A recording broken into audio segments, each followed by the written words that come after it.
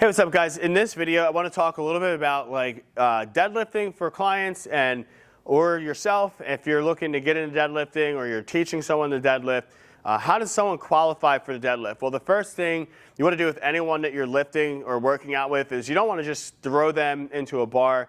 You want to kind of know a little bit more about their training history, what moves they qualify for. One of the easiest ways that we're able to determine what exercises people should do and if they qualify for exercises here in our gym is by using the functional movement screen. Now, you don't have to always use the functional movement screen.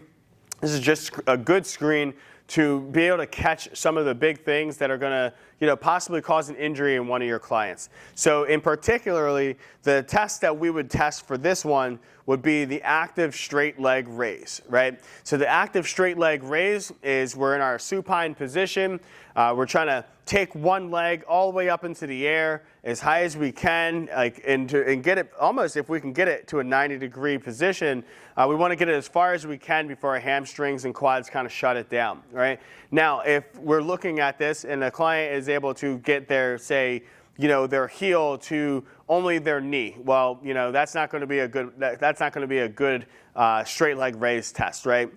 We want to make sure that they can get at least to their thigh in height to be able to get to a point where they can actually deadlift from the floor. Now, a good test that we would always do would be like an active straight leg. So you would just stand tall and you would actually just kind of reach down and try and touch their toes. So depending on where they go, if they start to round at their back, if they start to lock up in that position, that's a good indicator too that they probably have some lower back issues that's preventing them from being able to get into a good deadlifting position. So those are two good screens, is the functional movement active straight leg raise, and then just having someone literally just stand and try and bend over and touch their toes, right? If their back goes, oh, right there, well, they probably can't do a bend in an exercise, right? Because a hip hinge is a bend, and they probably can't bend too well.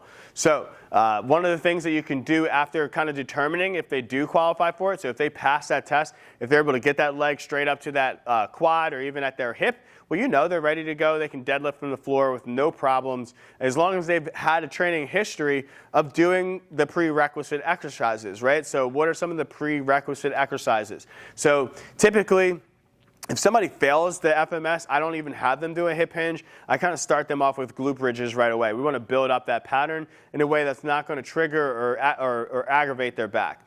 After that, once they've been able to kind of build up those glutes and hamstrings, well, then I typically like to go to more of our Romanian deadlift variations. So maybe one dumbbell, holding one dumbbell in their hand and doing a Romanian deadlift with that centered throughout their body. Maybe it's doing 2 kettlebells or a barbell. Whatever it is, I'm trying to build up that hamstring flexibility, and that's a really good active way to do it. So it's a strengthening drill, but it's also actively adding to their flexibility, right? So once you've gotten their hamstrings and their hip hinge a little bit deeper, well, now you can maybe try, deadlifting from a rack position or deadlifting from the floor in a pseudo-sumo position or a hex bar deadlift, right? A kettlebell deadlift. My favorite progressions are to go one kettlebell center, then to go to 2 kettlebell center loaded, and then to go to a hex bar deadlift, and then to go to a pseudo-sumo deadlift, conventional deadlift, followed by a sumo deadlift. So that is usually my logical direction in which I like to take people in their different variations of deadlift and helping them get stronger.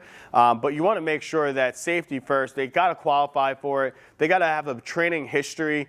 You don't want to just throw somebody in front of a bar. They could be strong enough to lift it, but if their technique isn't sound, if they're not really good at stabilizing their core, or maybe they're pulling up a little bit on the left and not on the right, well, this is the easy way to get them injured in the future. So that's why I typically like to shy away from barbell deadlifts with just anyone when they're just starting off.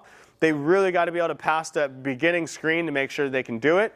Then they got to be able to have a little bit of a training history. And then in their warm-up, we can also do some patterning drills. One of them is just doing a simple PVC hip hinge drill. I like doing this. It's just taking the PVC, putting it on their back and kind of working on that hip hinge. Now you can use that. It's really good for shoulder mobility as well because you have to do a lot of like funky stuff with the shoulder. You can also just do a simple body weight RDL type patterning when you're just taking the hands out in front, doing a hip hinge, or you can actually work on some more shoulder mobility and chest flexibility by putting the hands over the head and doing a prisoner with that patterning as well. But this is a great way to kind of help people learn that pattern, kind of get it better, improve it so that they can deadlift safely and so that they can start hitting PRs and ringing that bell. But safety comes first. Make sure your clients are ready. Make sure that you're ready to deadlift properly in the different stances and the different grips. But once your training history is caught up and your setup and everything is good, well, now you're ready to go and start hitting those PRs.